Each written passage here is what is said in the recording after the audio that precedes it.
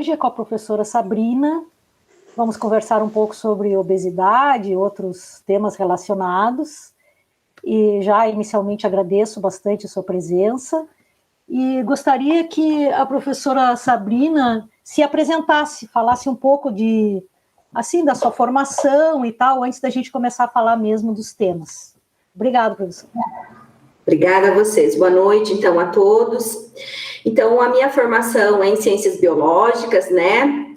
Desde a minha graduação até o meu doutorado, né? Especialidade em Biologia Celular, e eu tenho uma linha de pesquisa que eu trabalho, né? Desde a minha graduação também, que é obesidade, né? Então, a gente estuda a obesidade em modelos roedores, animais de laboratório, né, para simular, na verdade, os efeitos deletérios, né, ou prejudiciais à saúde que a obesidade tem, né, no corpo. E aí a gente estuda esses modelos experimentais e compreende mais especificamente alterações que são relacionadas à homeostase, que a gente fala, ao controle glicêmico, porque a gente se preocupa muito com uma doença que é mais intimamente ligada, né, à obesidade, que é o diabetes. Então, basicamente, é isso que a gente estuda. O modelo de vocês é com camundongos ou com ratos? Tá. A gente trabalha com um modelo roedor, que é rato, né? Eu já trabalhei em outras parcerias com camundongo, mas no meu laboratório é rato. E a gente faz nesse rato uma lesão cerebral, né? A gente induz uma lesão cerebral, no qual a gente, usando um neurotransmissor excitatório, que inclusive é um aditivo alimentar bem comum, que é o aginomoto do mercado, né? Então a gente faz uma solução bem concentrada desse aginomoto, que na verdade é basicamente glutamato monossódico, um neurotransmissor, e com isso a gente mata neurônios de áreas cerebrais, mais especificamente de uma região chamada hipotálamo, que fica mais ou menos no centro do nosso encéfalo. Essa regiãozinha, ela é importante para todo o controle hormonal e do metabolismo. E por conta da gente matar neurônios dessa região, esse roedor acaba desenvolvendo desequilíbrios do metabolismo e acaba desenvolvendo obesidade. Então, tem massa adiposa, né, exagerada em grande quantidade e acaba desenvolvendo doenças relacionadas a essa massa adiposa. Então, por exemplo, ele tem características de pré-diabetes, ele tem problemas de pressão arterial, ele tem problemas vasculares de um modo geral, ele tem esteatose hepática. Então, ele simula muito próximo do que acontece com pessoas quando elas têm obesidade, quando elas têm excesso de tecido adiposo. E, professora, por que vocês estudam a obesidade atualmente? Na verdade, assim, em termos da importância, hoje é bem estabelecido, né, no mundo todo, não só no mundo científico, mas é de conhecimento amplo, que a obesidade é uma pandemia, né, no sentido de que países e populações do mundo inteiro enfrentam uma alta incidência, né, de obesidade nos seus indivíduos, né. Além disso, existe a maior parte das doenças que são causas de mortalidade no mundo hoje, que são razões de morte no mundo hoje, estão direta ou indiretamente relacionadas à obesidade. Então, nesse sentido, quando eu compreendo a obesidade desde a sua origem, das consequências que ela traz para a saúde, eu consigo criar melhores estratégias para o enfrentamento do que já existe, e também consigo criar estratégias de prevenção, para que um dia, a partir desse experimento animal, eu possa ir para um experimento em humanos e eu possa criar uma estratégia, por exemplo, de saúde pública, numa prefeitura, num hospital, de tal maneira que eu possa, então, contribuir com o meu conhecimento para a prevenção, tratamento, né, e descoberta de novas terapias para a obesidade. Professora, eu acho que duas coisas seriam importantes da gente abordar hoje aqui, os fatores que levam à obesidade, né, e também as consequências da obesidade, um pouco assim como tu estava falando antes aí, né. Eu acho que podia começar talvez com as consequências, né. Tá, então vamos falar das consequências. Então é assim, qual é o problema quando a gente tem obesidade? Primeiro, vamos entender o que é obesidade. Então, como é que eu defino a obesidade, né? Eu digo que é obeso aquele indivíduo que tem uma massa de tecido adiposo, gordura no corpo em grande quantidade, maior que a sua outra massa, maior que seus músculos esqueléticos, seu tecido adiposo. Esse indivíduo, ele está obeso. Qual é o problema dele? A presença desse excesso de tecido adiposo começa a desencadear nesse organismo doenças nos sistemas. Então, exemplos bem básicos. A gente sempre fala que o indivíduo obeso pode ter diabetes, né? O que é o diabetes? É quando o organismo não consegue mais controlar as concentrações de glicose, os carboidratos no sangue, né? Por que isso acontece? Porque no obeso, esse tecido adiposo produz substâncias que impedem, que prejudicam a ação de um hormônio que é central nessa tarefa, que é a insulina. Então, quando essa insulina, que já é produzida no nosso corpo, não consegue fazer o papel dela, o indivíduo tem dificuldade de controlar a sua glicemia. A gente chama isso de resistência à insulina. Eu ter o hormônio, mas ele não consegue fazer seu papel normal. O que seria o papel normal? Baixar a glicose circulante. Então, isso é resistência à insulina. Quando eu tenho esse quadro, eu normalmente tenho isso no obeso, eu vou desenvolvendo tal resistência que eu desenvolvo diabetes. O chamado, principalmente, diabetes do tipo 2, onde pela resistência ao hormônio eu não consigo mais controlar a minha glicemia. E eu tenho a glicose elevada, que a gente chama de hiperglicemia. Primeira coisa. A segunda, e bem comum no indivíduo obeso, são as patologias cardiovasculares. Então, o obeso frequentemente tem uma série de alterações no sistema cardiovascular, que inclui desde o coração até os vasos. Mas o exemplo mais básico, pressão arterial. O indivíduo obeso normalmente tem a pressão arterial elevada, o que a gente chama de hipertensão, né? E isso é um problema, porque quando eu tenho a pressão no interior dos meus vasos muito grande, esses vasos podem se romper, principalmente aqueles vasinhos bem pequenos que nós chamamos de capilares. Esse rompimento desses vasos culmina com prejudicar a função de órgãos como, por exemplo, o encéfalo, um derrame cerebral, né, um acidente vascular cerebral e outros órgãos. Então, a pressão é uma variável que precisa ser controlada. O obeso tem dificuldade de controlar essa pressão, porque o excesso de tecido adiposo prejudica a estrutura dos vasos e a estrutura cardíaca, e isso favorece a hipertensão. Resultado, o obeso é um indivíduo que pode ter mais acidente vascular cerebral, maior chance de infarto. Além disso, o obeso tem, por exemplo, dislipidemia, né? O que a gente chama de dislipidemia? Alteração daqueles lipídios no sangue. Então, eu faço um exame de sangue e tenho lá triglicerídeo alto, né? LDL, o que a gente chama de mau colesterol alto, baixo HDL. Tudo isso é ruim para o coração e para os vasos, né? Então, toda essa situação, ela acontece concomitante no obeso. E por isso que a associação de todas essas enfermidades, vamos pensar assim, ela recebeu um nome. O obeso tem a tal síndrome metabólica. Por que a gente usa esse termo? Uma síndrome no sentido que é uma reunião de várias complicações que tem a ver com o metabolismo dele. Então, o carboidrato alterado, os lipídios alterados, os hormônios alterados e a adiposidade. Então, é nesse sentido que é ruim para a saúde estar com sobrepeso ou com obesidade. Fernando?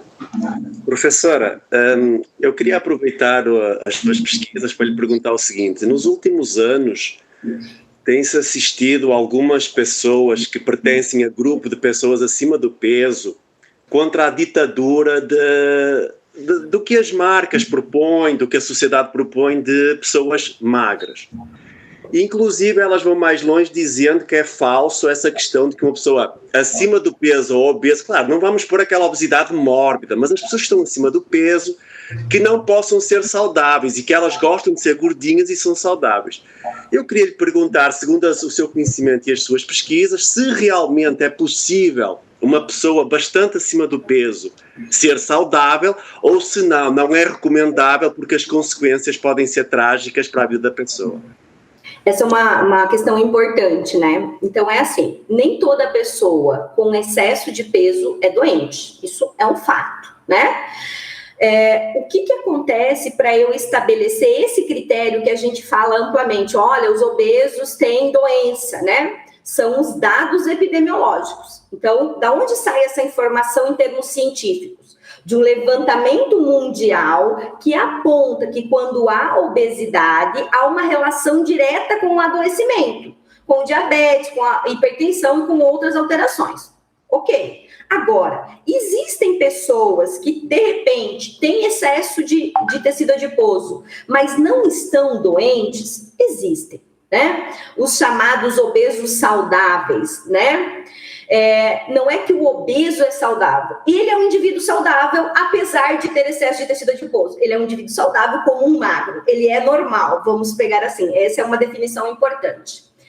E o que explica esse fenômeno? E a gente não sabe muito bem, tá? Mas alguns levantamentos mostram que extremos da composição corpórea são ruins. O que eu chamo de extremo? Uma desnutrição severa, por exemplo, alguém extremamente magro e alguém extremamente obeso. Ambos têm situações metabólicas ruins e mesmo as doenças, hipertensão, diabetes. Então, extremos são ruins. Por isso, o equilíbrio. E aí, existe um grupo de obesos que tem essa condição de não adoecer. Bruno, você quer falar? Pode falar. Não? Depois? Então, tá. E esse grupo, talvez, não existe ainda uma definição, tá, gente? Mas a distribuição, o padrão de distribuição de tecido adiposo, ele tem uma relevância nesse aspecto. O que eu quero dizer com isso? Eu posso ter um obeso que tem uma predominância de tecido adiposo na região entre as vísceras, uma gordura que a gente chama de abdominal, né, na região da barriga, ou visceral. E tem obesos que a distribuição dessa gordura se dá mais na região subcutânea, abaixo da nossa pele. O resultado disso é que pessoas que a distribuição da gordura é mais subcutânea em relação à visceral, elas tendem a ser menos doentes, porque a característica da gordura subcutânea, ela é diferente em relação à gordura visceral. Então, esse é um ponto. O segundo ponto pode ser a própria genética do indivíduo. Existem genes que protegem indivíduos com tecido adiposo a mais que o normal de desenvolverem patologias. E aí talvez esteja nessa distribuição, nessa função do tecido adiposo propriamente dito como órgão endócrino. Esses são os elementos que a gente conhece até esse momento, tá?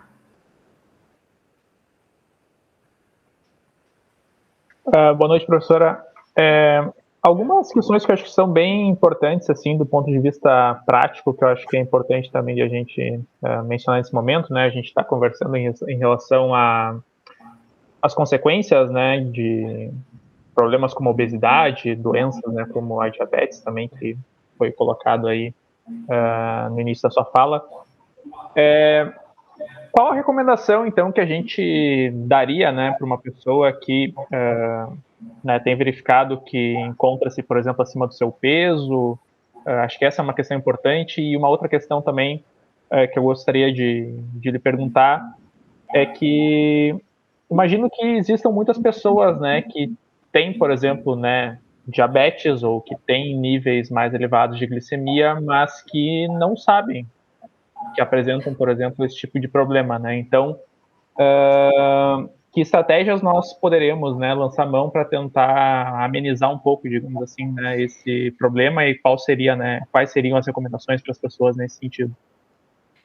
Bom, na primeira coisa que eu iria dizer é assim, se você pesando-se, né, avaliando o teu peso, já tem um valor que está acima da média para a sua idade, para a sua estatura e toda aquela relação, isso tem que te acender um alerta já, né? Porque, assim, existe um padrão, né, do peso do indivíduo. Então, o cálculo lá do IMC, o índice de massa corpórea, né? A relação entre o peso corporal e a altura do indivíduo, esse cálculozinho é simples, todo mundo faz, existem calculadoras que fazem isso automaticamente, e ele já vai te dar uma boa noção.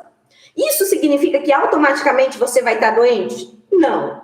Aí, o indivíduo vai para um segundo critério que eu acho bem importante ele avaliar.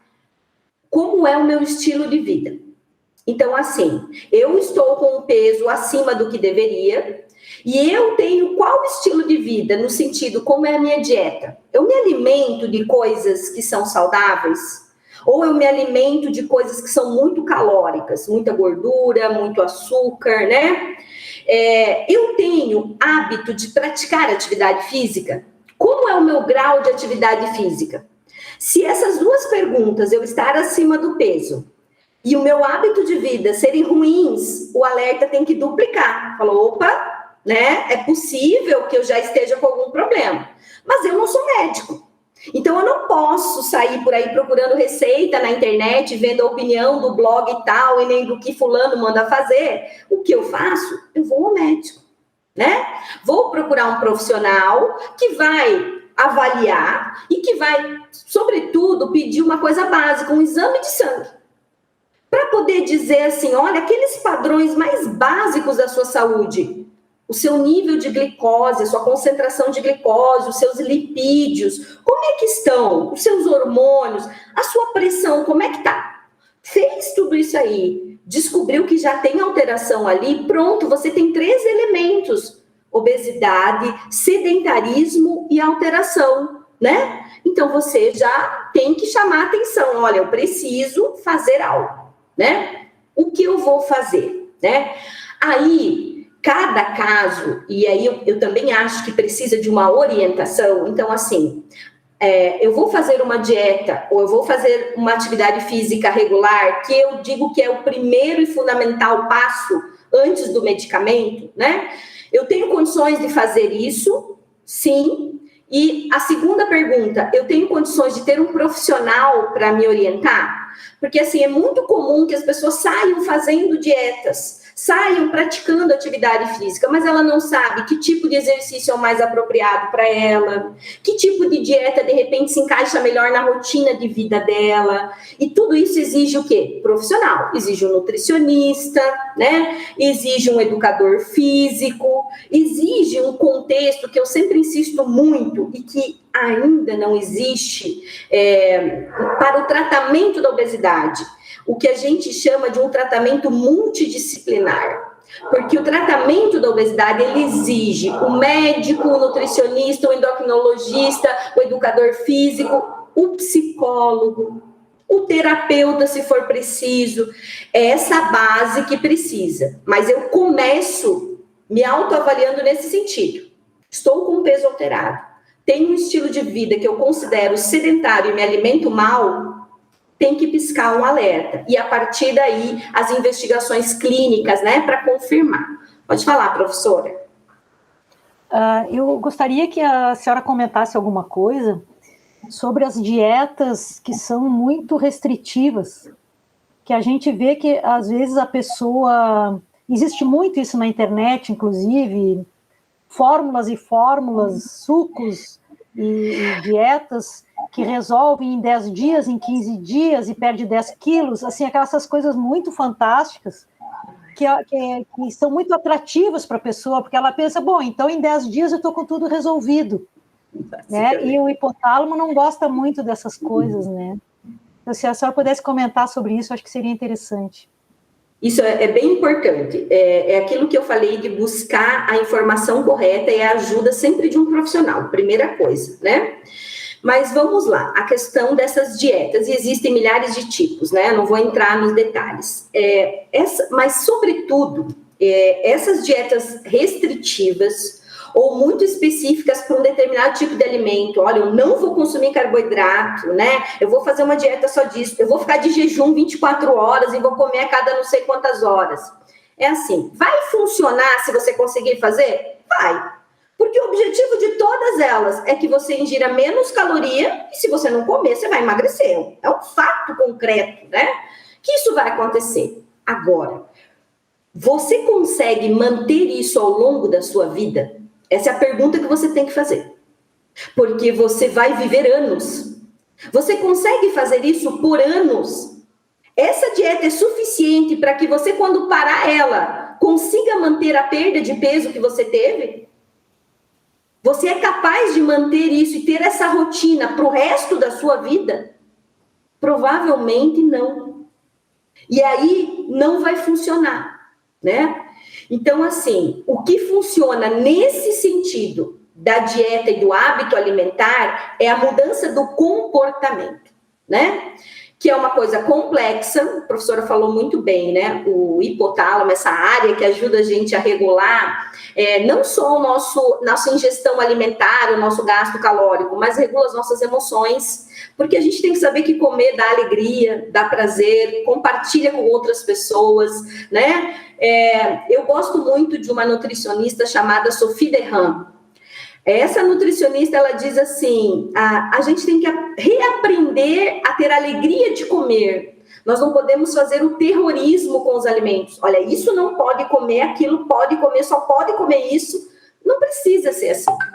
Mas para que isso aconteça, de fato, é necessário uma reorganização de toda a tua rotina.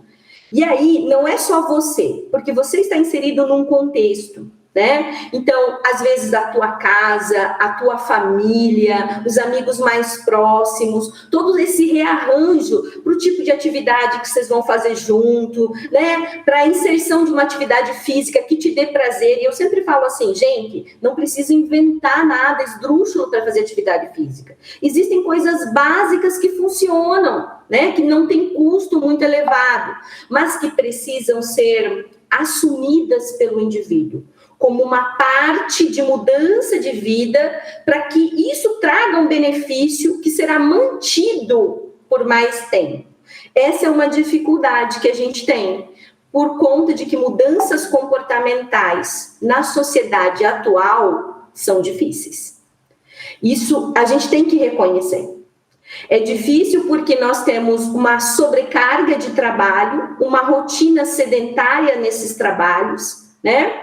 E um estresse diário de deslocamento, de atividade de trabalho, de relações que não colaboram. Por que não colaboram? Porque estresse engorda. Há vários estudos mostrando que o estresse crônico do indivíduo dificulta ele perder peso. Então, assim, realmente, essa é uma ação que parte do indivíduo, que é da iniciativa dele, mas que ela, para conseguir efeitos coletivos, e é o que nós precisamos, estamos em pandemia, nós precisamos que as políticas públicas e educacionais criem a condição toda, desde lá da pré-escola até a vida adulta, para que exista um ambiente social saudável, a oferta de alimentos saudáveis, a prática regular de atividade física. Então, tudo isso vai ser um sucesso nessa tarefa de ajudar o indivíduo a manter o peso e a manter a saúde. Uma coisa que eu acho muito interessante é que durante muito tempo a gente considerou a desnutrição aquelas crianças magrinhas ali, esquálidas, né? Aquelas fotos da África, e a gente achava aquilo muito triste, as pessoas que não tinham o que comer, bom, como de fato é triste, né?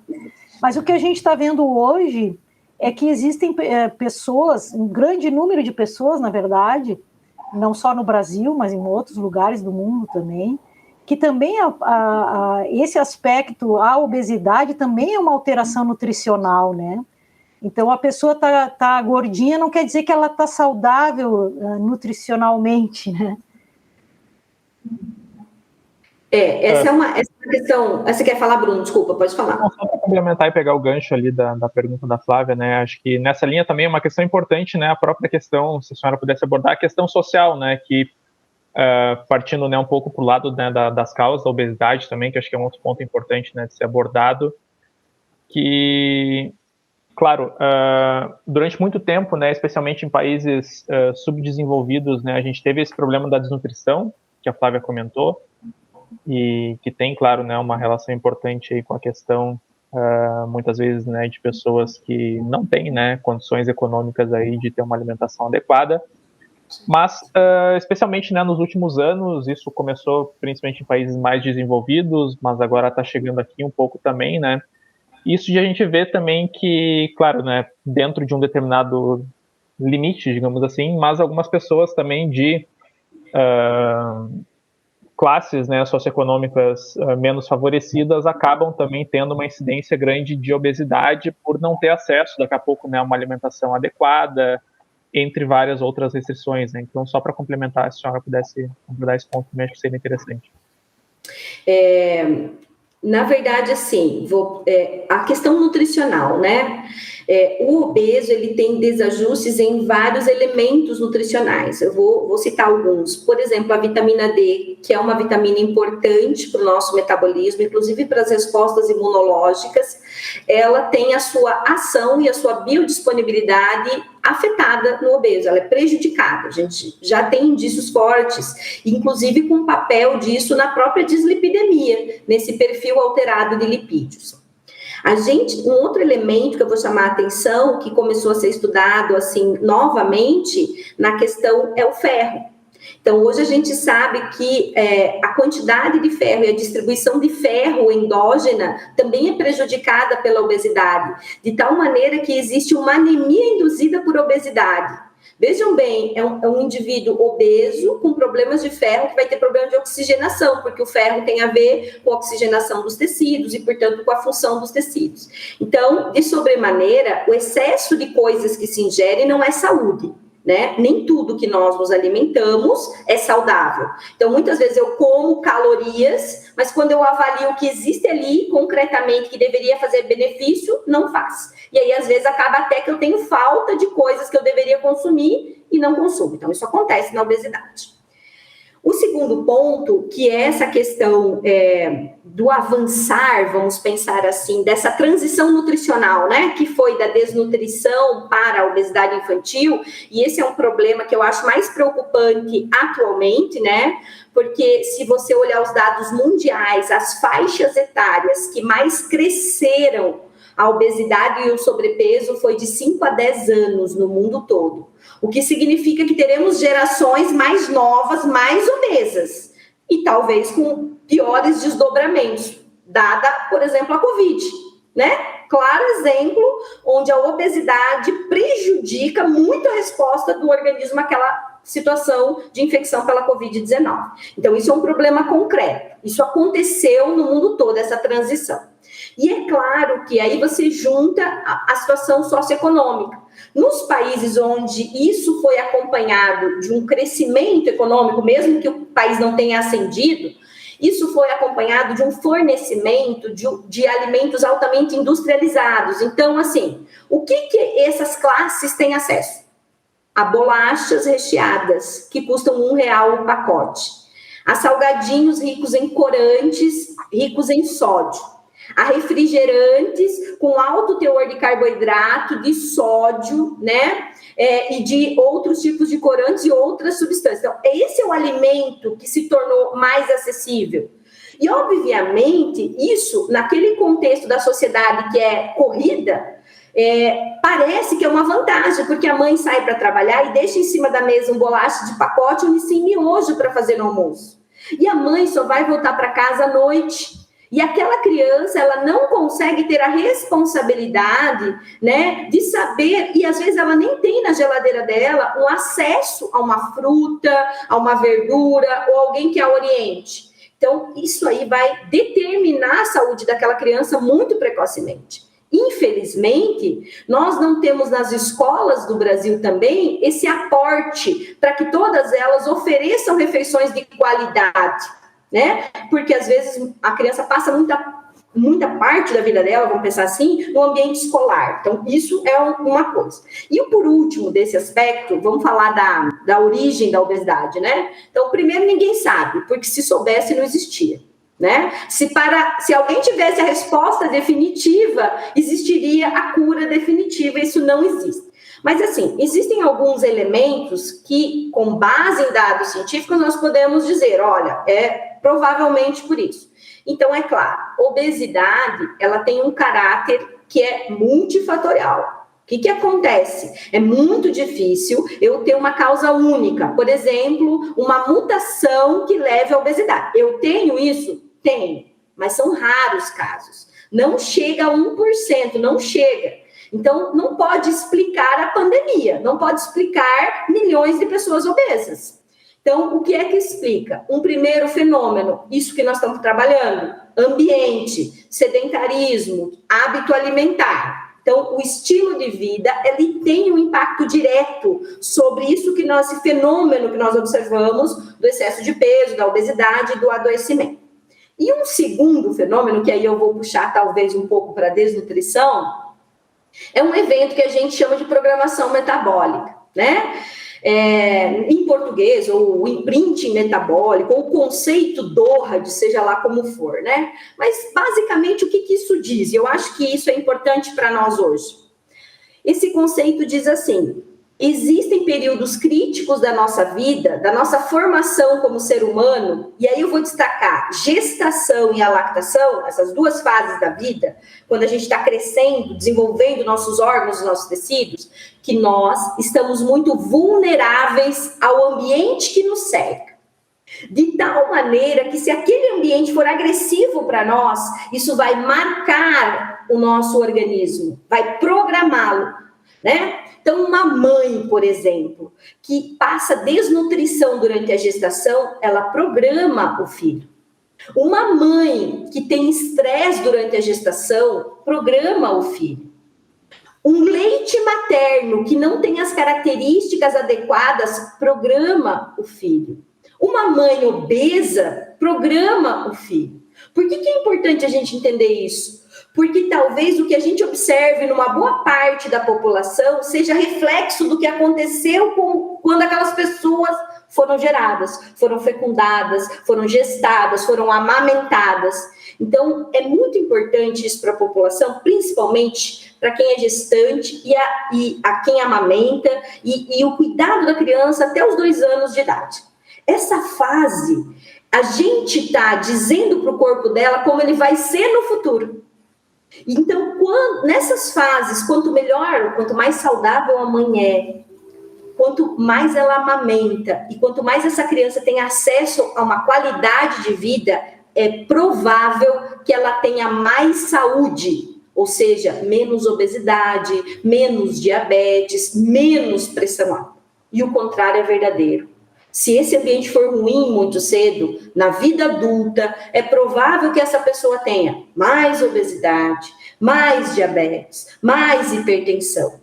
Então, esse também é um fenômeno que tem que entrar para essa conta, né? Desse número elevado de indivíduos obesos, principalmente nesses países de transição nutricional, onde a desnutrição, por exemplo, ela foi frequente. A desnutrição materna leva à resistência à insulina, leva à doença cardiovascular no filho na vida adulta. Então, a gente também tem que se preocupar com este fenômeno, né? É importante. Então, só para antes do Fernando perguntar também, só para puxando, então, para a senhora explicar para a gente, para quem nos ouve, o porquê, então, que a desnutrição também pode levar à obesidade na vida adulta, às doenças cardiovasculares, principalmente. E o que ocorre nesse período, então, que a professora disse, da importância, se está faltando ali, se a mãe está desnutrida, e que acaba programando o filho, já que pensando que lá nos anos 80, 90, essas mães, que atualmente os indivíduos são adultos,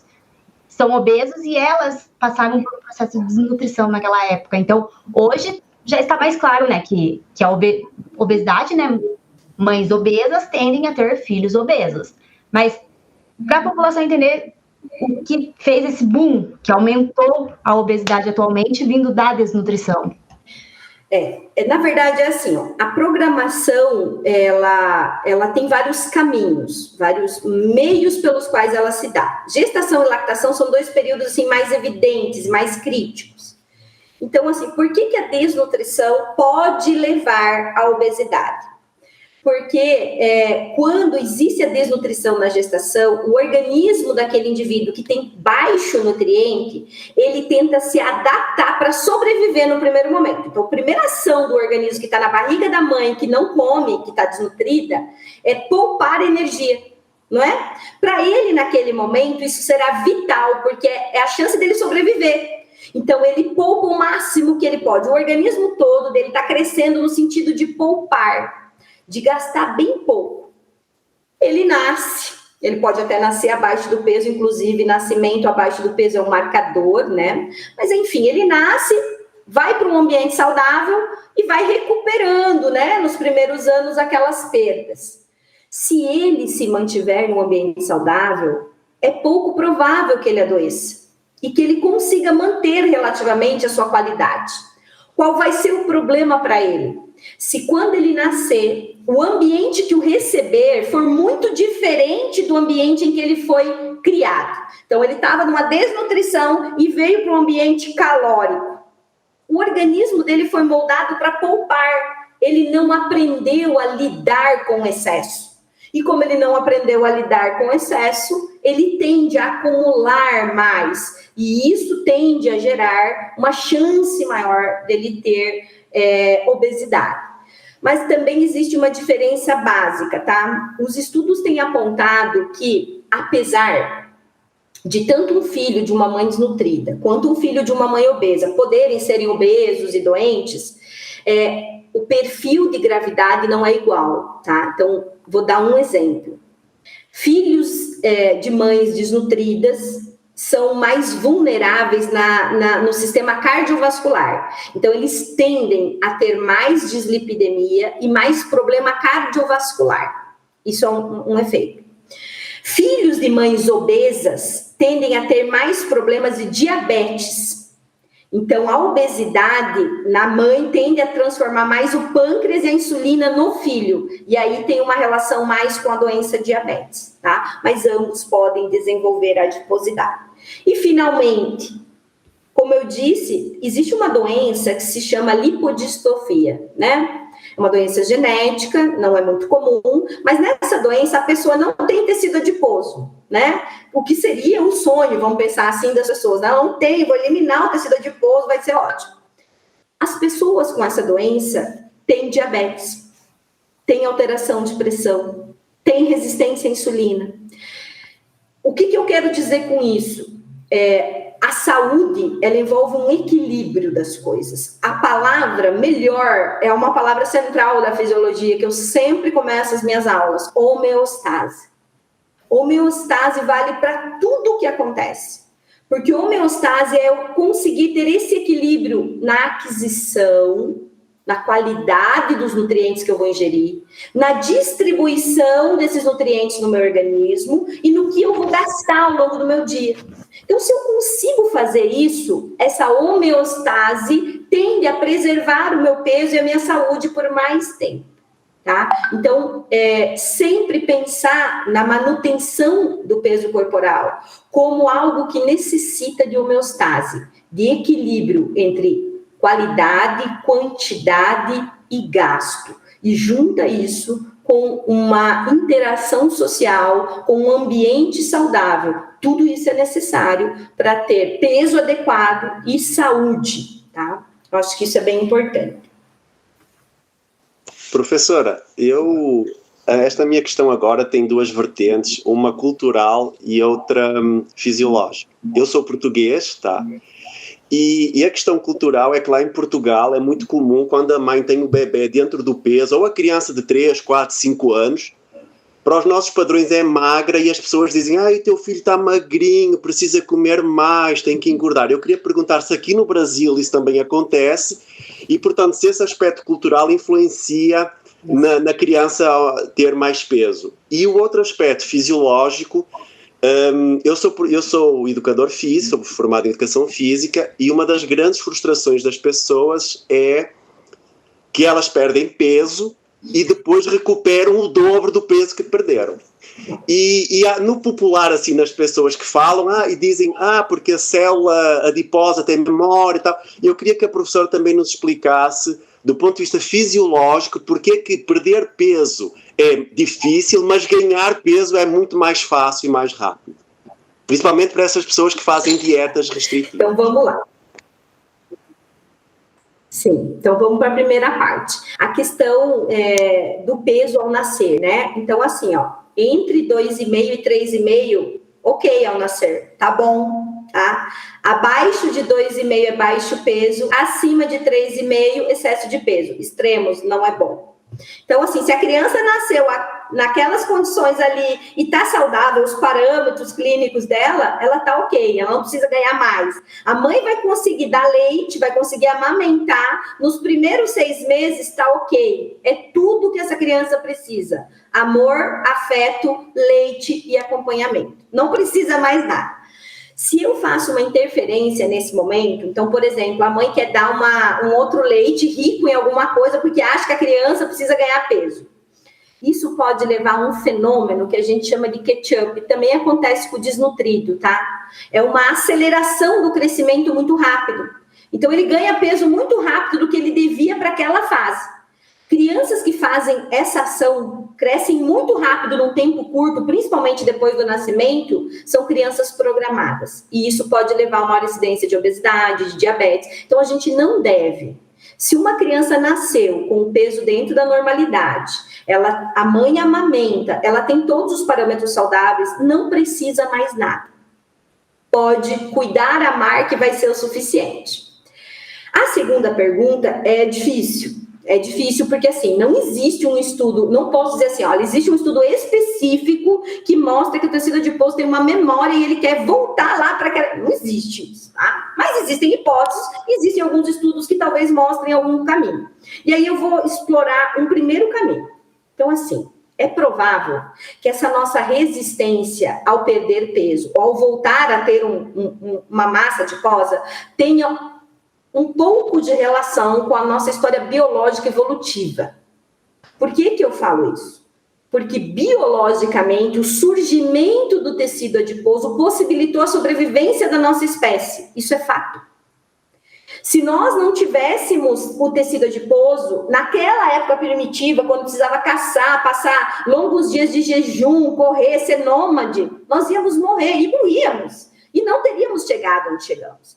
Então, o tecido adiposo é um tecido necessário à sobrevivência da nossa espécie. Ele permitiu isso. Permitiu, inclusive, o desenvolvimento do nosso córtex cerebral, que hoje nos permite as coisas mais elaboradas, que a gente tanto se orgulha. Raciocínio, aprendizagem, memória, etc. Então, esse é um ponto. O que acontece, então, é que o nosso organismo, evolutivamente, foi moldado para sobreviver e para poupar. E é para isso que o tecido adiposo nasceu. Para conseguir, quando você tinha excesso de calorias, guardar lá, para que quando você não pudesse, você pudesse resgatar. Mas naquela época não existia obeso. Por que não existia obeso? Porque a homeostase acontecia. Então o cara vai lá, ficava 4 dias caçando. Quando ele sentava para comer lá o bicho grande que ele conseguiu caçar, ele comia o máximo que ele podia, guardava o máximo de calorias que ele podia, porque ele ia passar provavelmente mais dias. E aí ele ia gastar tudo de novo, caçando, correndo, pensando, passando estresse, passando frio, calor, etc. Então era um equilíbrio. Isso não existe mais. Por quê? Porque o estilo de vida que nós temos não permite que a gente gaste nem o mínimo que a gente ingere. Eu, por exemplo, vou fazer um exemplo concreto. Nós estamos em trabalho remoto. Eu estou há quase 2 anos sentada na frente de um computador. Eu sou uma pessoa que sempre tive dificuldade de manter o peso. Isso, para mim, foi péssimo. Porque eu tinha que trabalhar dentro da minha casa e quando eu saía da frente do computador, a primeira coisa que eu pensava, comer. E eu ia para onde? Se eu estava trancada dentro da minha casa e não podia ir para outro lugar. Então, veja, como essa coisa da situação, ela é relevante e a gente não pode menosprezar as pessoas. Eu digo isso porque, às vezes, a gente é muito agressivo na forma de educar. A gente quer dizer, você não emagrece, você não quer. Também você não se esforça, mas também você não... Não é só isso. Porque existe um outro contexto e eu preciso entender isso. Então, esse é um ponto. O segundo ponto, já vou terminar, professora, eu passo para você. O segundo ponto que eu acho também importante é assim, o nosso hipotálamo, ele leva um tempo para aprender a fazer esses ajustes. O que é isso? A gente chama isso de set point, ou o ponto de equilíbrio. O que é o ponto de equilíbrio? Quando eu consigo comer o tanto que eu vou gastar, nem de mais, nem de menos, e consigo equilibrar isso. Então, nem sobra para guardar, nem falta. É um equilíbrio. Quem faz esse ajuste é o teu cérebro, lá nessa região chamada hipotálamo.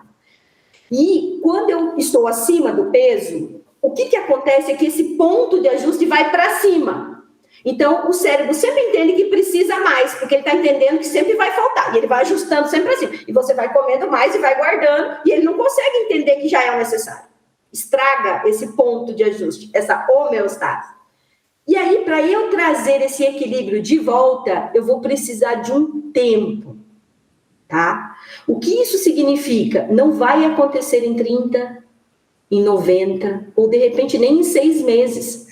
Vai acontecer gradativamente. E o que é o gradativo? É assim, fugir dessa ideia de que, eu em uma semana quero perder tantos, não vai dar certo. Porque aí essa estratégia é estresse para essa região e esse ponto de ajuste não volta. Então, o que eu sempre digo assim, faça aquilo que dá para fazer. Se você está perdendo, tá bom, continue. Perdeu um pouquinho essa semana, não foi lá, mas perdeu, não ganhou, tá ótimo, continua. Aí você vai dando pequenos passos. Então, o que os estudos mostram? Quando esses pequenos passos e essas mudanças acontecem ao longo de pelo menos mais de 1 ano, e isso começa a baixar esse ponto. E aí o cara vai entendendo, o organismo vai entendendo que pode comer menos, que menos caloria não é sofrimento, que ele consegue viver bem com aquilo, e aí isso vai sendo incorporado. Então, é um passo demorado mesmo. E o que eu acho? A pessoa precisa entender isso, primeiro, para ela não criar falsas expectativas que prejudicam o desenvolvimento, o desempenho dela nessa meta aí, perder peso. Fala, professora. Não, eu ia comentar uma coisa, que o hipotálamo, ele controla o nosso desejo de comer, né? E controla também o gasto metabólico, o gasto das calorias.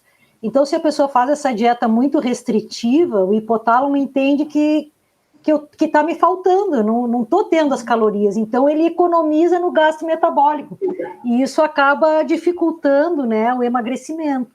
Então, por isso que é muito importante que seja nesse prazo mais longo, para que o próprio hipotálamo também vá se adaptando a uma nova condição, né? E outra coisa que eu queria comentar é que, às vezes, a questão do exercício, por que a gente está falando de exercício aqui, não sei se está bem claro, porque o exercício ajuda a gastar as calorias.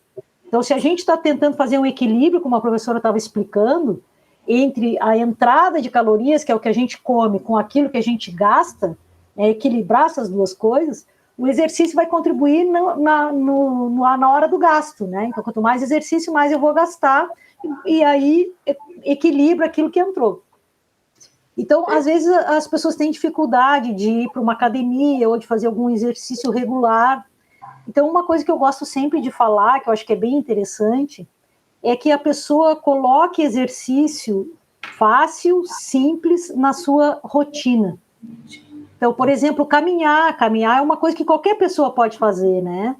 Não custa dinheiro e está indo trabalhar, então, se puder, vai a pé, ou se puder, desce do ônibus umas 2, 3 quadras antes para poder caminhar um pouco. Tenta colocar na rotina uma caminhada, não precisa nem ser corrida, mas, né, algo que faça parte da rotina. É mais fácil de manter esse tipo de exercício do que algo assim, essa semana eu vou para a academia. Mas numa semana não é suficiente, então é melhor fazer um pouquinho todos os dias do que tentar fazer muito em pouco tempo. Né? Então, só como uma ideia, assim, de que eu acho que funciona melhor, assim, porque a pessoa consegue manter por mais tempo. Professora, só aproveitando o gancho da professora Maria Flávia, eu queria lhe perguntar o seguinte. Nós sabemos que uma sensação de prazer é uma interpretação que o cérebro faz num determinado instante perante uma determinada situação e vai liberar certas substâncias que nos dão essa sensação de prazer. E eu queria lhe perguntar porque, que, pelo menos para a maioria das pessoas, uma comida bem doce ou bem gordurosa, ela traz uma satisfação maior do que comer uma carne magrinha ou uma salada. Eu queria lhe perguntar, desse ponto de vista fisiológico, se existe alguma explicação para realmente nós termos mais prazer em comer uma comida suculenta, digamos assim, do que uma saladinha bem, por mais gostosa que ela esteja. Perfeito.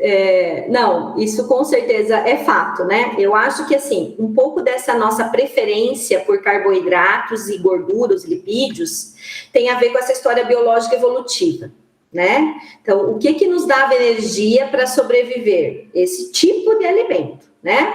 Então, tem um pouco a ver a nossa formação neural com a nossa história biológica, né? Ter acesso a alimentos mais fáceis bioquimicamente de degradar ou mais ricos em calorias, carboidratos e gorduras, né? E assim, se você parar para pensar no metabolismo, a base do nosso metabolismo é metabolismo de carboidrato e lipídio. Não tem como fugir disso. Porque a produção de energia, sobretudo, se centra nesses elementos, principalmente para os neurônios, que basicamente consomem o carboidrato, né? Então, isso é uma parte da história. A segunda parte da história, que eu acho que é um pouco mais complicada, eu até talvez não tenha, assim, conhecimento mais profundo disso, porque é em relação a comportamento mesmo, e aí eu acho que é bem comportamento neural. Quando eu tenho um consumo de alimentos ricos em carboidrato, em lipídio, os sinais que a gente chama de aferência, desde quando a gente mastiga aqueles alimentos, geram na nossa língua, né, nos botões gustativos, já sinais que já acendem lá para o cérebro, já dizem, opa, está entrando carboidrato e gordura, e os neurônios já ficam assanhados, antes de absorver, né, já quando você está mastigando a coisa. Então, tem esse papel ali da própria mucosa oral, dos neurônios da cavidade oral, já tem esses sinais, né, que vão controlar. E aí, lá, quando esses elementos chegam ao encéfalo, eles controlam diretamente a liberação de neurotransmissores em algumas áreas. E, particularmente, em áreas que são relacionadas, por exemplo, com as nossas emoções, com o nosso bem-estar. Tá? Então, quando eu faço, por exemplo, uma dieta que repete esse ciclo lá no meu encéfalo ao longo da vida, é como o uso de uma droga ilícita. Eu crio um ambiente tal no meu cérebro que ele se acostuma com aquela sensação. E quando eu não tenho, ele tem o quê? Falta.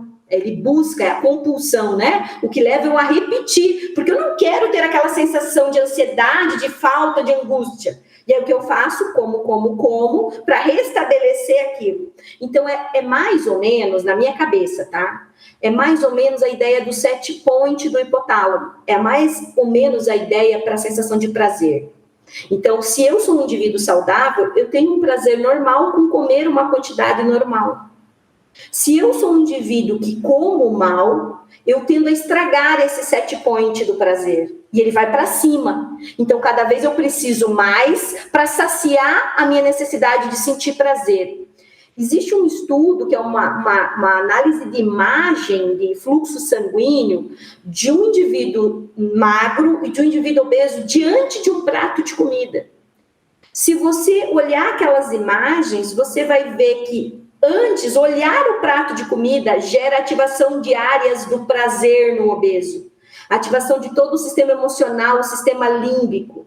Enquanto que o magro olha e só altera uma regiãozinha do hipotálamo. Isso me diz o quê? Está errado já, né? A forma como ele está vendo. Por quê? Porque a conexão já está toda desequilibrada. Quando ele come... É incrível essas imagens. O córtex, uma região cortical aqui frontal, próximo da nossa testa, ela se ativa muito. Então, é como se ele sentisse alegria, como se ele entendesse que aquilo realmente é bom. Enquanto que no indivíduo magro, essa atividade é menor, porque ele também sente prazer. Mas a atividade se centra na região hipotalâmica, né? Que é a área do controle, da ingestão, de tudo. Então, tudo isso está envolvido. E, finalmente, eu tenho que saber que as áreas cerebrais também são influenciadas pelos hormônios periféricos. Então, assim, se eu sou um indivíduo obeso, eu posso ter, por exemplo, aumento de leptina, que é uma proteína produzida pelo tecido adiposo. Ela modula a sinapse neuralmente. Se eu sou um indivíduo obeso, eu tenho substâncias liberadas pelo meu estômago, pelo meu intestino, que são as chamadas incretinas, que modulam as sinapses neuralmente. Existem algumas incretinas que têm o potencial de controlar áreas do sistema límbico, que são as emoções e o prazer. Então, tudo isso está em jogo quando a gente diz que a alimentação também tem a ver com prazer, com alegria, com bem-estar, tá? Pode falar, professora. Professora, eu gostaria que a senhora comentasse alguma coisa sobre a cirurgia bariátrica. Então, vamos lá. Se é uma boa solução, o que a senhora pode... É uma solução. É uma solução. Eu, particularmente, né, vou falar de uma visão fisiologista de quem estuda a obesidade. Eu sempre defendo que a maneira de eu restabelecer o peso seja por comportamento. Dieta, atividade física, mudança de vida, tá? Mas eu entendo que não é possível para todos. E aí, a gente vai ter aqueles obesos, o que a gente chama de obeso mórbido, né? Aquele indivíduo que vai fazer o cálculo lá do IMC e vai dar um valor acima de 40. Então, esse indivíduo, ele tem um excesso de peso tão grande que até a prática de atividade física para ele fica inviável. A alteração neural dele é tanta, emocional e comportamental, que eu controlar a ingesta alimentar por dieta é desumano naquele indivíduo. É um estresse violento. E outra, ele está tão adoecido que ele fatalmente pode morrer a qualquer momento. Então, quando eu vejo essa situação, eu digo assim, olha, já que não vai dar certo isso, nós vamos partir para uma técnica mais drástica, a cirurgia bariátrica. Então, primeira coisa, eu só indico cirurgia bariátrica para quem precisa. Quem precisa de cirurgia bariátrica? Obeso que tem IMC acima de 40, comorbidades graves, hiperglicemia, pressão alta, dislipidemia, risco cardiovascular severo, é isso. Ou um obeso que possa estar com IMC no 35, ele ainda não é considerado mórbido, mas que ele já tem muita comorbidade. Então, a situação de saúde dele está muito agravada. É só. O resto, eu vou tentar qualquer outra coisa antes da bariátrica. Hoje, a técnica mais usada no mundo, né, é a cirurgia que faz eu falo que é emenda mesmo, né, retira um pedaço do teu intestino, encurta ele, emenda no teu estômago, faz um desvio, né, que é o Y de Hooks, que se chama essa técnica, tá? Ela vai fazer o indivíduo perder peso? Vai, isso aí tem N dados no mundo, claro que vai. Porque você vai ter um intestino menor, você absorve menos calorias, você vai ter um estômago, né, diferente. O que vai acontecer? Você come menos, você nem consegue comer mais, você tem muito vômito, você nem consegue ingerir grande quantidade. Então, automaticamente você vai perder. Isso é um fato. Acontece que aí vão vir os desdobramentos daquela cirurgia. E isso me preocupa um pouco, porque normalmente os médicos não levam isso em consideração. O que eu quero dizer? Às vezes faz muito apressadamente uma bariátrica antes de tentar outra coisa. E o que é um desdobramento grave, por exemplo? Quando eu faço uma bariátrica, essas incretinas, esses hormônios produzidos pelo meu intestino, eles se desequilibram. E uma coisa que pode acontecer, né, a longo prazo, é eu ter um aumento de um hormônio muito grande, uma ação muito grande, chamada GLP-1. Esse hormônio, que é produzido muito rapidamente, em maior quantidade no bariátrico, faz com que eu prolifere o pâncreas endócrino. O resultado disso, o paciente vai estar magro e vai estar produzindo mais insulina. E aí, isso com uma maior sensibilidade vai dar crises hipoglicêmicas, o contrário, né, do obeso, vai ter queda da glicemia, muito severa. E essa crise, ela é grave. Porque a gente sabe que se o cara tiver uma hipoglicemia e não tiver ninguém, ele pode morrer. Uma hipoglicemia mata em poucas horas. Uma hiper eu posso viver anos. Então, assim, são situações que são desdobramentos da bariátrica e que a gente não acompanha, porque às vezes o cara opera, perdeu o peso, ele nunca mais volta para o atendimento. Então, eu nem sei como está a condição de saúde.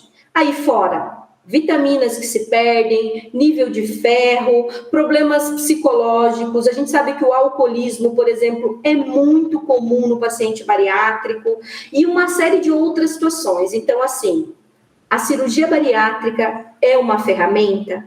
Auxilia? Sim. Deve ser feita? Sim. Quando e com quem? E sempre com acompanhamento. Nunca como a primeira opção de uma estratégia de perda de peso. Tá? Professora, só para complementar, um outro agravante que existe aí é que tem alguns obesos que voltam a engordar depois da bariátrica, né? Porque não foi feito um trabalho mais comportamental mesmo, da estrutura de vida dele, o ambiente, a dieta, as relações familiares, enfim. Então, muitas vezes, ele passa pela cirurgia, emagrece muito, e 1 ano, 2 anos depois, ele começa a engordar de novo. Então, essa é uma situação bem comum, bem comum. Nós fizemos um estudo assim meio preliminar com 700 obesos bariátricos aqui da nossa região, tá? E acompanhamos eles no 1º ao 5º ano pós-cirurgia bariátrica nessa técnica mais moderna. Nós notamos que eles vão recuperando o peso já depois de 5 anos, mas uma coisa impressionante, nem só o peso dele começa a tender a voltar ao que era, mas, sobretudo, as análises bioquímicas, elas se deterioram muito rápido, e ele nem recuperou o peso ainda, né? Então, ou seja, de fato, é preciso ter um cuidado e um acompanhamento maior para o indivíduo que se submete a uma cirurgia bariátrica, porque senão ela não será a solução, eu sempre digo. E aí, quando voltar, você vai cortar o que mais? Né? Você vai arrancar todos os órgãos do indivíduo para resolver um problema que é a obesidade, né? Então, acho que isso é uma preocupação que a gente da área da saúde tem que ter. Pode falar, Sérgio. Professora, aproveitando esse seu conhecimento com as pessoas pós-cirurgia, eu queria perguntar-lhe se procede aquela informação generalizada de que a pessoa, quando perde muito peso, depois da cirurgia, ela fica deprimida, ela fica mais triste. E eu queria lhe perguntar se nos pode dizer alguma coisa sobre este aspecto. E uma outra curiosidade que eu tenho é que quem faz academia utiliza muito um suplemento chamado L-carnitina, porque esse suplemento promete utilizar mais ácidos graxos e, portanto, a utilização de mais de lipídios e emagrecer. E eu queria também perguntar qual a sua opinião sobre a utilização ou não desse suplemento alimentar. Olha, em relação a essa questão da depressão pós-bariátrica, né, eu sei que, eu nunca fiz um trabalho específico, tá? Mas eu já li trabalhos que realmente mostram essa situação, né? E aí eu não acho que isso tenha relação com a perda de peso em si, né? Mas sim com a falta da comida, né? Nós não estávamos falando que comer é um vício, que ela causa alegria, prazer e causa, né? Então, assim, primeira coisa, a pessoa já não vai mais ter aquilo, e o cérebro não entendeu, porque foi muito rápido. Então, o cérebro está num momento, o corpo está obrigatoriamente em outro, e fica difícil, né? Então, e ali reside um problema. O segundo problema é que, inicialmente, essas pessoas também ficam isoladas, né, do convívio social. E o convívio social é importante para a gente, né? Nós somos seres que nos relacionamos. Então, eu acho que esses dois aspectos, essa mudança brusca, sem que o cérebro acompanhe, né? Essa tirada do alimento, porque no fundo é como se fosse uma dieta restritiva. Da noite para o dia, o cara não pode mais ter aquilo que ele tinha. Um ponto. Né? E existe uma terceira hipótese, e aí eu não vou assim dizer, porque eu não tenho causa científica, mas existe uma hipótese de que essas cirurgias de desvio muito severas do intestino, elas mexem com o sistema nervoso entérico, tá? É um tipo de sistema nervoso especificamente destinado ao sistema digestório. Mas esse sistema entérico, ele produz neurotransmissores, e existem sinais dele que vão acima, inclusive ao tronco encefálico e depois ao hipotálamo. E existem estudos, alguns já, mostrando que essa conexão dos neurônios intestinais e as aferências com o encéfalo podem também ser importantes na liberação, por exemplo, de serotonina, que tem a ver com bem-estar. Então, assim, o organismo é algo integrado. Por isso que essa estratégia de arrancar um órgão para resolver um problema metabólico mais amplo dificulta, porque mexe com toda essa estrutura de controle complexa, que é hormonal, que é comportamental, que é neural, né? Então, eu acho que é isso. No segundo ponto, em relação à L-carnitina, também não tenho, assim, um conhecimento de causa, assim, profunda, para falar se funciona, se não funciona, mas assim, basicamente a ideia é o quê? É favorecer a entrada de ácidos graxos para a mitocôndria, onde acontece a beta-oxidação. É isso, né? É isso que vai acontecer. Eu sou da ideia de que o metabolismo é inteligente. O que eu quero dizer com isso? Se um processo bioquímico pudesse ser acelerado ao bel prazer, isso ia desregular toda a nossa homeostase. Então, assim, às vezes você colocar um suplemento em excesso não acelera o processo na magnitude que você precisa, porque existem outras vias que se cruzam, que se autorregulam, que se autogerenciam e que não vão deixar o processo acontecer simplesmente porque eu inseri um elemento. E isso é importante para a nossa proteção mesmo de sobrevivência. Então, assim, eu não sei te dizer até que ponto essa suplementação seria efetiva em acelerar a queima de gordura para propiciar perda de peso. Agora, se eu tiver isso acompanhado de uma prática regular de atividade física, de uma alimentação saudável, pode ser que isso me auxilie, tá? Mas eu não acho que isoladamente isso seja a solução.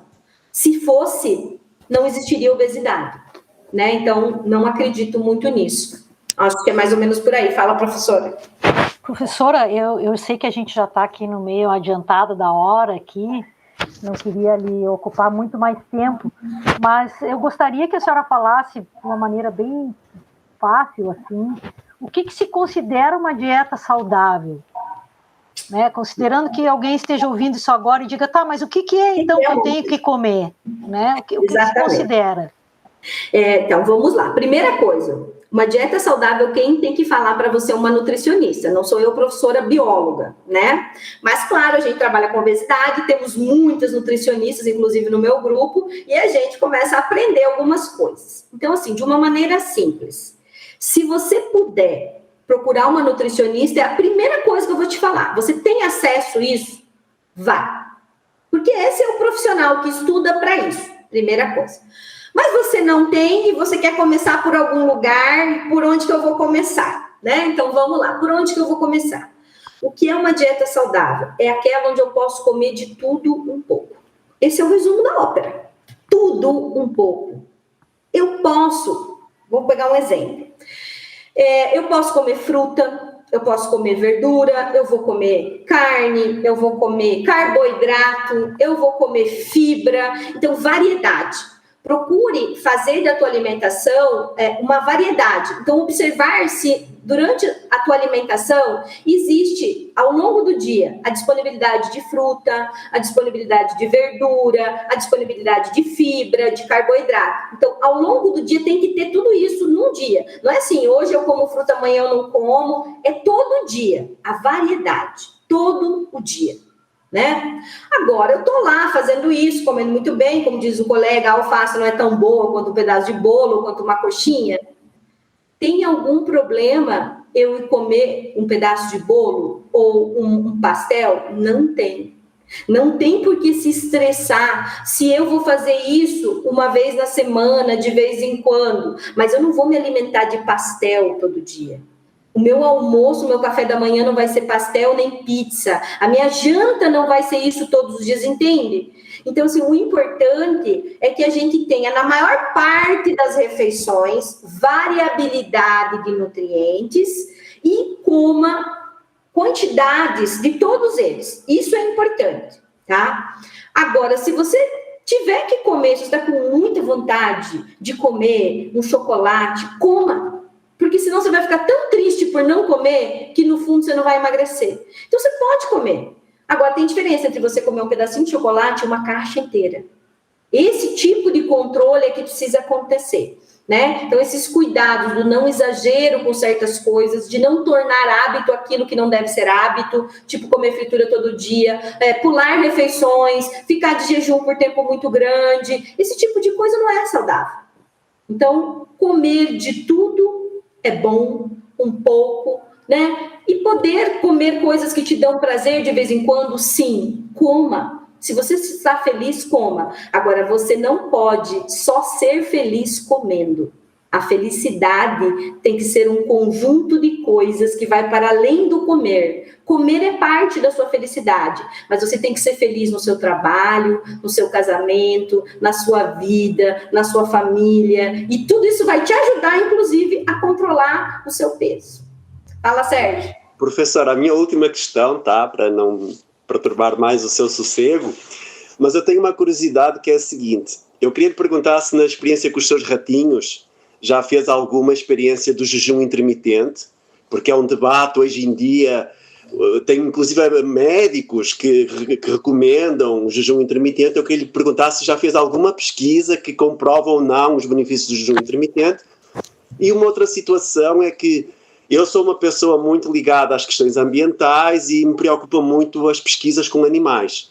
E eu queria lhe perguntar se vislumbra, nem que seja a médio e longo prazo, que a tecnologia possa evolucionar e que se abandone as pesquisas com os animais, já que nós vivemos uma época que as novas gerações estão tão imiscuídas nesse processo de proteção da natureza, inclusive dos animais. Eu queria perguntar a sua posição quanto a esse aspecto. Obrigado também. Em relação, vamos primeira parte. Jejum. Eu nunca fiz um experimento específico em roedores para avaliar essa questão do jejum intermitente, tá? Li já algumas coisas, mas é uma coisa que eu particularmente não tenho interesse, porque avalio na mesma linha da dieta restritiva. Porque, na verdade, o que é? É uma restrição calórica. Não é isso que acontece, né? Você vai ficar sem comer por várias horas, depois você vai comer um tanto, aí você vai voltar a ficar sem comer, e, resumidamente, esse ciclo vai se repetir. Como diz Sophie Derham, isso é estresse. E isso não vai ser mantido ao longo da vida. Então, mesmo que você me diga assim, olha, o pesquisador lá de tal mostrou que o jejum intermitente melhora o ciclo celular dessa célula. Eu quero saber, na pessoa, indivíduo, faz bem ao longo da vida? Não tem esse estudo ainda. Então, eu já tenho mais receio de dizer, olha, é bom, faça. Mas as pessoas não têm essa preocupação. Eu acho que esse é um problema da ética e é um problema do perfil educacional brasileiro. Porque valorizamos pouco o que a ciência mostra. Ouvimos pouco os cientistas. Porque se você for ver um mesmo cientista que tenha feito esse experimento, ele não vai mandar fazer isso em pessoas. Porque ainda não chegou nessa fase. Porque mesmo que ele tenha coisas positivas, ele pode estar lá in vitro, ele pode estar lá no roedor, ele não chegou nas pessoas. E aí, o que acontece?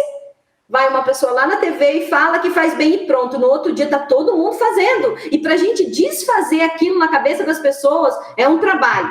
E a gente não vence, né? Dada a Covid está aí para mostrar para nós o que é ciência e o que é negacionismo. Né? Só para a gente ter um grau. E, finalmente, a questão do uso, né, de animais em experimentação. Então, assim, o que eu vejo? Ao longo dos anos, né, a gente já diminuiu muito o uso de animais experimentais, mas muito mesmo. Se você comparar, assim, como era isso no início, foi muito, mas foi muito maior. Então, o avanço da ciência, né, a criação de células em laboratórios, linhagens celulares que simulassem, técnicas estatísticas que permitissem estimar uma coisa sem necessariamente fazer um experimento. Tem uma série de coisas que já fizeram com que a gente tivesse grandes avanços em relação a isso. Agora, se você me disser assim, você acredita que o uso de animais em experimentação é dispensável? Não. Pode até ser que se torne, né? Eu posso até achar que um dia vai se tornar, dado esses avanços na informática, mas eu não acredito que isso simule a realidade do ser humano. Não dá. Por quê? Porque existem coisas, nós estamos falando aqui de coisas muito complexas, muito mesmo, assim, de coisas que a gente, por mais que tenha estudado, ainda não tem o conhecimento concreto. E eu não sei se teremos um dia. Eu tenho medo até se teremos, né? Porque se teremos, o que não faremos com isso? Se não tendo, já faremos barbaridade, imagina se teremos. Então, isso é um problema que eu acho que tem a ver com a ética do ser humano. Então, assim, nesse sentido, acho que sempre vai haver a necessidade de ter um modelo animal, porque senão nós vamos partir para uma coisa que é a barbárie que a gente vê. O que é a barbárie? Às vezes eu faço uma coisa no computador e dá tudo ok. E E aí eu vou lá e replico aquilo no ser humano. Aí eu mato um tanto de gente. Fala, puxa, não deu certo. Não dá, né, gente? Não dá para fazer isso. Então, assim, é um problema, né, o uso de animais. Acho que a ciência avançou muito. Temos regras hoje muito mais criteriosas. Temos controle, temos agências, temos órgãos, temos denúncia. Temos até uma preocupação das revistas mesmo com isso. Então, nós estamos progredindo. Temos preocupação que o animal não sofra, com o bem-estar do animal. Nós estamos fazendo como cientistas a nossa parte. E esses animais de laboratório, eles foram criados para esse propósito, né? Para que eles pudessem ser controlados e usados para a gente ter uma prévia, né? Isso não te dá o direito de fazer ele sofrer, de provocar estresse desnecessário, né? De judiar o animal, de matar um animal sem necessidade. Não te dá o direito. Não te dá o direito de maltratar o animal. Todo cientista que trabalha com animal é responsável pelo bem-estar. Então, isso, as pessoas que defendem os animais podem ficar tranquilos. E nós mesmos da ciência fazemos a denúncia. Nós mesmos, se sabermos que colegas fazem isso, faremos isso. Porque não queremos essa prática. Porque queremos o uso da experimentação animal para o bem-estar da humanidade. Então, eu acho que para o bem-estar da humanidade, não dá para confiar apenas em máquinas. Fala, professora. Eu só quero reforçar o que a professora falou e dizer que a complexidade do corpo humano e mesmo do corpo animal é muito grande. Então, tem certas coisas que não é possível ver num laboratório, numa placa de Petri, num tubo de ensaio, né? Às vezes, para poder ver a complexidade, é preciso um organismo inteiro, né? E, obviamente, que isso precisa usar os animais, especialmente os animais que são criados para isso, né? Para que se possa simular, de alguma forma, o que acontece e tentar entender. Então, o objetivo da ciência é tentar entender como as coisas acontecem, né? E a ciência de qualidade, que é o que nós fazemos hoje, ela é uma ciência muito, muito cuidadosa com o bem-estar animal, né? Então, essa coisa lá dos anos 70, ali, que era meio, né, descuidado e tal, isso aí hoje em dia, claro que sempre existem aqueles que agem de forma incorreta, mas a ciência de qualidade, ela não permite que se use os animais nem em quantidade exagerada, nem o tipo de manipulação, tudo é rigidamente controlado para evitar o sofrimento do animal, né? E então acho que as pessoas podem ficar tranquilas nesse sentido, até já conversei com o Fernando sobre isso, porque o uso dos animais ele é bastante criterioso, né? E a gente tem que pensar no benefício que isso traz para a humanidade. Tudo isso que a gente tem aí hoje surgiu em estudos com animais, né? Então, inclusive, se a gente não pudesse usar animais, a gente não teria nem as vacinas do Covid, nem um monte de outras coisas, os medicamentos que a gente usa hoje, uma série de coisas. Então, acho que o importante não é acabar com a pesquisa em animais, e sim aprimorar cada vez mais, respeitando os direitos dos animais, produzindo cada vez ciência de mais qualidade.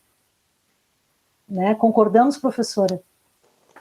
Professora, só uma curiosidade agora, uma curiosidade final, como veio depois das suas palavras da professora Maria Flávia. Muitas pessoas em casa podem se perguntar por que se utiliza ratos e não um frango, ou um porco, ou um outro animal qualquer doméstico? Na verdade, também se utilizam outros animais, né? Existem estudos que usam outras espécies animais, além de roedores, mas com certeza os mais comuns, né, usados são roedores, ratos e camundongos.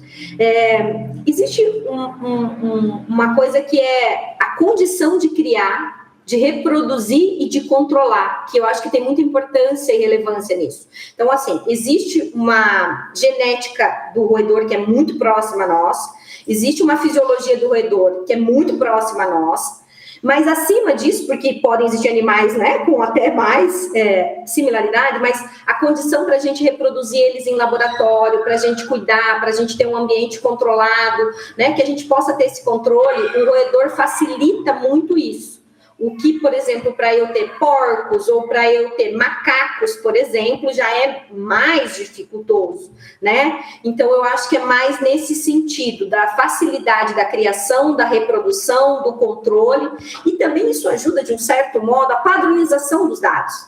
Porque, às vezes, eu estou aqui no Brasil com a linhagem tal e fiz o experimento tal. O cara está lá na Europa, tem as mesmas condições, com a mesma linhagem, obteve o mesmo resultado, nós podemos trocar uma ideia. Acho que isso tudo ajuda bastante na escolha do roedor como um modelo que se sobressaiu, vamos pensar assim, em relação a outros modelos, né? Mas existem grupos que trabalham com outros modelos. Mas aí, como disse a professora, por exemplo, em macacos é bem difícil trabalhar, as leis são muito mais rígidas, até porque o grau de área cortical, de elaboração é muito mais próximo a nós, o cuidado aí precisa ser muito maior do que com o roedor, nesse sentido comportamental, enfim, então acho que esses desdobramentos é o que determina um pouco do roedor ser a escolha do modelo mundial, vamos pensar assim.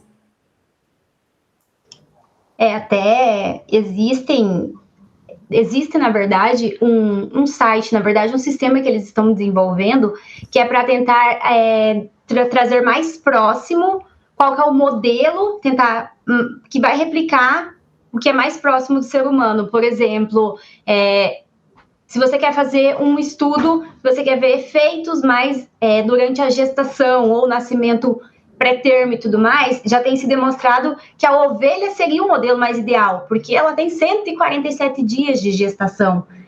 Quando chega lá nos 130 dias de vida, não sei, não é exatamente isso, ela já tem aproximado o desenvolvimento cortical, o desenvolvimento encefálico mais próximo do final da gestação do humano do que o roedor, que termina só depois do nascimento. Então, varia, né? Tem estudos que trabalham mais com peixes, né, zebrafish e tudo mais. Então, talvez isso futuramente vai mudar. Vai mudar mais porque, como a professora Sabrina disse, padronizado, foi mais fácil, manipulação, os animais são menores, né? A ninhada dos ratos e camundongos é muito maior, então você obtém numa ninhada mais animais, e o tempo de gestação deles é curto, então 19 para camundongos, 22 dias ali para ratos, então foi-se utilizado muito isso com toda a demanda, né? Ocupa menos espaço, vai consumir menos alimento, vai gastar menos recurso, só que talvez isso mude, assim, que o Fernando falou que tem uma preocupação, a tendência é mudar. Claro, está evoluindo, porque dá para fazer em célula, tá com aquele modelo de organoides, mas pensando, nós aqui todos, fisiologistas, a gente não consegue ver uma estrutura sem todo o sistema. Então, como você vai disponibilizar tudo naquele meio, tudo que o sistema oferece, você vai conseguir colocar todas as variáveis integradas com todos os sistemas, modular todo o seu sistema. Acho bem difícil e claro, seria um sonho que isso acontecesse, imagina, né? Agora eu vou simular que eu estimulei um nervo tal, né? Secretei X coisa, porque é o que iria acontecer, seria perfeito. Mas você cria essa preocupação também um pouco maior e tem mais pessoas, tende a mudar, porque a gente precisa, para fazer essa medicina translacional, que é passar da nossa pesquisa do laboratório para a aplicação no humano, utilizar os modelos que estão mais próximos, para evitar tantos anos replicando, para quando tentar avançar não conseguir, porque às vezes o modelo não é o mais adequado. Então tende a mudar, e já tem sido demonstrado isso, e as revistas, os pesquisadores no geral já têm demonstrado mais preocupação para tentar atingir um modelo. Talvez mude, tenha mais outros animais no futuro do que roedores. Mas em logística e em gestão, como a professora Flávia e a prof. Sabrina falaram, é muito mais fácil, né? E muito mais barato. Professora, então eu queria agradecer muito a sua participação aqui, esclareceu várias coisas para nós. Tenho certeza que vai ser muito legal para quem estiver assistindo. E talvez outro momento a gente lhe convide outra vez para a gente poder aprofundar algum desses pontos, né? Poder conversar um pouco mais, tá bom? Te agradeço muito, Sabrina. Gente, foi muito bom, eu que agradeço a oportunidade de estar aqui com vocês, assim, estou à disposição, se vocês precisarem, no que eu puder estar auxiliando aí, a Vanessa está sempre em contato comigo, mas agora conheço vocês podem conversar direto comigo se precisar, a Vanessa pode passar meu contato, E assim, a gente está de portas abertas e eu quero parabenizar vocês pela iniciativa. Assim, achei muito legal o projeto e eu acho bem importante, né? Porque a gente está vendo a necessidade de aproximar o que a ciência faz da realidade concreta das pessoas, né? Eu acho que uma parte da culpa do gerenciamento da pandemia que a gente fala é nossa. Porque ao longo dos anos nós nos trancamos dentro de laboratórios e apresentamos e publicamos para nós mesmos, em língua inglesa, e discutimos entre nós mesmos e criamos o nosso próprio currículo e as nossas próprias avaliações, e no final das contas nós percebemos que tudo isso não foi suficiente para convencer as pessoas de uma doença simples viral. Então, é um trabalho bem importante e eu acho assim, que vocês estão de parabéns. Assim, eu espero que tudo dê certo e que vocês bombem aí. Muito obrigada.